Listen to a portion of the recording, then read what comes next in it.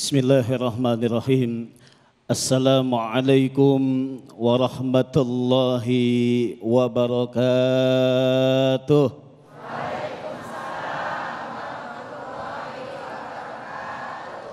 Bismillah, alhamdulillah, la haula wa la quwwata illa billah, amma ba'du. Hadirin kaum muslimin wal muslimat, para pemirsa Damai Indonesiaku yang dimuliakan oleh Allah Subhanahu wa taala, yang sama-sama kita hormati dan muliakan guru kita bersama Habib Ahmad Al-Kab dan juga Ibu Ustazah Siti Lulu Mupliha dan juga MC kita serta hadirin jamaah Masjid An-Nabawi yang mudah-mudahan dimuliakan oleh Allah Subhanahu wa taala. Amin ya rabbal alamin. Allah Subhanahu wa taala menciptakan kita semua pasti telah memberikan sebuah pedoman bagi kita agar kehidupan kita bisa berjalan dengan baik sesuai dengan keinginan dan tuntunan dari Allah Subhanahu wa taala. Betul? Allah Subhanahu wa taala amat sangat membenci bagi hambanya yang selalu mengikuti tipu daya setan. Apa itu setan? Setan itu pada mulanya adalah yaitu seorang yang namanya iblis. Jadi setan itu adalah dari iblis. Nah, kenapa dia disebut dengan setan? Sebelumnya adalah asal muasalnya adalah iblis. Allah Subhanahu wa taala berfirman dalam surat Al-Baqarah ayat 34, dikatakan bahwasanya bismillahirrahmanirrahim, wa idh qulna lil malaikati isjudu li adama fasajadu illa iblisa aba wastakbar wa kana minal kafirin. Allah ketika itu memerintahkan kepada semuanya beserta para malaikat untuk sujud kepada Adam. Siapa yang gak mau sujud ketika itu? Yaitu adalah iblis. Aba wastakbar. Dia tidak mau sujud kepada Adam sebagai sujud penghormatan kepada Adam, dan juga dia punya rasa sombong karena dia merasa diciptakan lebih mulia, yaitu diciptakan dari api sedangkan Adam diciptakan dari tanah. Nah, ketika sifat inilah yang tidak mau, yang enggan mentaati perintah Allah Subhanahu wa taala, dia baru dikatakan sebagai iblis. Kenapa dikatakan sebagai iblis? Karena dia tidak mentaati perintah Allah. Bahkan kata Allah, bukan karena masalah sujudnya kepada Adam, bukan. Akan tetapi kata Allah, itu adalah perintah dariku, kata Allah. Itu perintah Allah, bukan karena perkara sujudnya. Begitu juga kita sebagai manusia, kita mau sholat ataupun tidak, itu bukan urusan Allah. Kita tidak sholat tidak berkurang keagungan Allah Subhanahu wa taala. Betul nggak?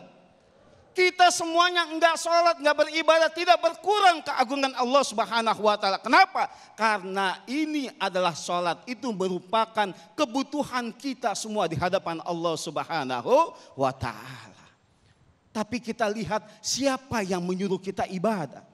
Siapa yang menyuruh kita yang namanya sholat? Ketika Allah yang menyuruh kita, Allah yang telah menciptakan kita, di sanalah kita harus melakukan perintah Allah dan menjauhi apa yang dilarang oleh Allah Subhanahu wa taala. Jadi setan ini ibu, asal muasalnya tadinya dari iblis. Nah, di ayat yang lain Al-Kahfi ayat 50, Allah Subhanahu wa taala berfirman, wa idh qulna lil malaikati isjudu li Adam fasajadu illa iblis kana minal jinni papasako an amri rabbi. Ternyata iblis ini dari golongan jin, ibu. Bu, iblis dari golongan jin. Jadi Pak, ternyata kalau seandainya ada yang bilang dari golongan malaikat, salah. Kata Allah, iblis ini adalah dari golongan jin yang tadinya taat kepada Allah Subhanahu wa taala, yang tadinya menjalankan perintah Allah, namun karena kesombongannya, namun karena perbuatan fasiknya yang tidak mengerjakan perintah Allah Subhanahu wa taala, maka disebutlah yang namanya iblis. Nah, ketika tidak menjalankan perintah Allah, dia bersifat enggan, dia bersifat sombong, masih dikatakan iblis, Pak. Masih dikatakan iblis. Kapan dikatakan dinamakan dalam Al-Quran itu setan? Manakala ketika iblis itu mulai mengancam, memohon kepada Allah Subhanahu wa taala, "Ya Allah, saya akan berjanji untuk mengganggu setiap anak keturunan Adam." Ketika ia mulai mengganggu, maka disebutlah yang namanya setan. Tuh tadinya dari golongan jin, beribadah, taat kepada Allah, kemudian tidak mau sujud kepada Adam, sujud penghormatan, maka disebutlah yang namanya iblis. Iblis tidak mengganggu, hanya dia tidak taat kepada Allah, punya sifat sombong, maka dikatakan iblis. Makanya manusia yang masih punya dalam dirinya kesombongan, silakan bersaing dengan iblis. Kira-kira bisa menang gak kita? Jadi yang pada saat sekarang ini masih punya rasa sombong dalam dirinya, udah kelewat. Iblis udah lebih dahulu punya sifat sombong kepada Allah Subhanahu wa taala, ya. Maka ketika ia mulai mengganggu manusia, maka ia dikatakan setan, ya. Kata Allah, Allah mengingatkan kepada kita bahkan di dalam Al-Qur'an menjadi sejarah bagaimana Allah itu peduli kepada hambanya. Ingat, wala tattabi'u khutuwatis syaitan innahu lakum aduwwum mubin. Kata Allah, jangan ngikuti itu. Jangan ngikuti yang namanya ajakan-ajakan setan. Allah mengingatkan kepada kita, sesungguhnya setan itu musuh yang nyata bagi kita. Ketika kita tahu dia adalah musuh kita, pasti dia akan tidak berbuat baik kepada kita. Betul nggak?